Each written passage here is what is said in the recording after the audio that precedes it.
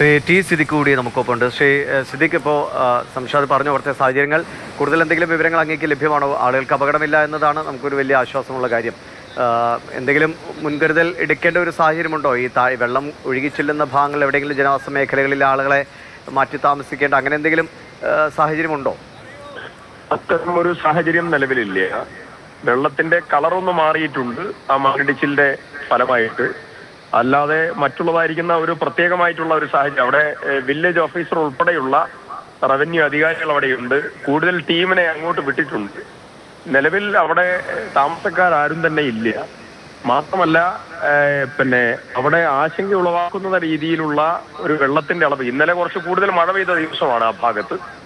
അതുകൊണ്ട് കുറച്ച് സ്ലെഡിങ് ഉണ്ടായി. ആ സ്ലെഡിങ്ങിൽ നിന്ന് മണ്ണ് കുതിർന്നു വന്നു, അതിൽ നിന്ന് പ്രയാസമുണ്ടായി. നേരത്തെ ഒരു മഡ് സ്ലെഡിങ് അവിടെ ഉണ്ടായിട്ടുണ്ട്. അതൊക്കെയായി ബന്ധപ്പെട്ടുകൊണ്ടുള്ളതായ ഒരു മണ്ണിന്റെ ഒരു ഒഴുക്ക്, വെള്ളത്തിലൂടെ കലർന്നുള്ളതായിരിക്കുന്ന ഒഴുക്ക് കൂടിയിട്ടുണ്ട്.